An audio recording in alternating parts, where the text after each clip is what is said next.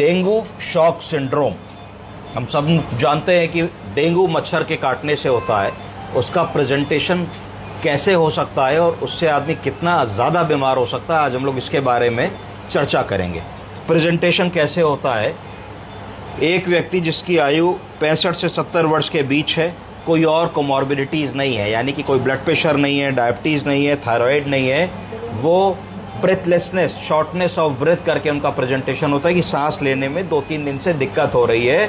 यहाँ से वहाँ तक हम चल के चले जाते थे, अब यहाँ से वहाँ तक जाने में 2 बार रुकना पड़ रहा है और बीच में सांस फूल जाती है। पिछले 1 दिन से ज़्यादा फूलने लगी। अपना बेसिक काम, पॉटी जाना, बाथरूम जाना, खाना बनाना, वो भी हम नहीं कर पाए। उसके बाद फिर फैमिली ने नोटिस किया कि थोड़ा सा एजिटेशन हो गया, आदमी में थोड़ी एंग्जाइटी, चिड़चिड़ाहट हो गई और थोड़ा सा ऑल्टर्ड सेंसोरियम हो गया, यानी कि वो इधर उधर की बातें करने लगे। Orientation to time, place and person कम हो गया। इसका मतलब होता है कि आप किसी से पूछे, बाबूजी दिन है कि रात है, बाबूजी तारीख कौन सी है, महीना कौन सा है, आप कहाँ हैं, किसके साथ आए हैं, इन सवालों का अगर आदमी सही जवाब ना दे सके तो कहा जाएगा कि ऑल्टर्ड सेंसोरियम में जा रहे हैं। फिर हिस्ट्री लेने पे पता लगा कि 5-6 दिन से 7 दिन से बुखार आ रहा था, जा रहा था, आ रहा था, जा रहा था। पता लगा कि लैट्रिन भी काली हुई, अर्थात लैट्रिन में खून आया, इसको मलीना कह देते हैं। कुछ दिमाग में आना चाहिए कि अगर लैट्रिन में खून आया, इसका मतलब कहीं पे ब्लीडिंग हुई। ब्लीडिंग क्यों हुई? एक कारण ब्लीडिंग होने का ये भी हो सकता है कि प्लेटलेट काउंट कम तो नहीं हो गया हमारे मरीज़ के।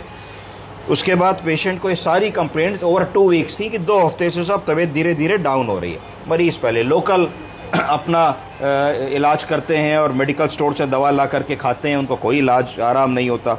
उसके बाद फिर जिला स्तरीय अस्पताल में जाते हैं, वहाँ थोड़ी सी दवा वगैरह होती है, पर वहाँ समझ में आता है कि भाई तबीयत इनकी ज़्यादा ख़राब हो रही है। और रूटीन इन्वेस्टिगेशन जब वहाँ होते हैं तो उसमें पता लगता है किडनी गड़बड़ाने लगी है, क्रिएटिनिन 2-2.5 के ऊपर हो गया है, प्लेटलेट 40,000 हो गए हैं। तो उसके बाद फिर उनको थोड़े से बड़े अस्पताल रेफ़र किया जाता है। वहाँ पे जांच में पता लगता है कि क्रिएटिनिन 4 क्रॉस कर गया है और प्लेटलेट काउंट जो पहले 43,000 थे, अब 23,000 हो गए। उसकी अगली रीडिंग प्लेटलेट काउंट 15,000 हो गए।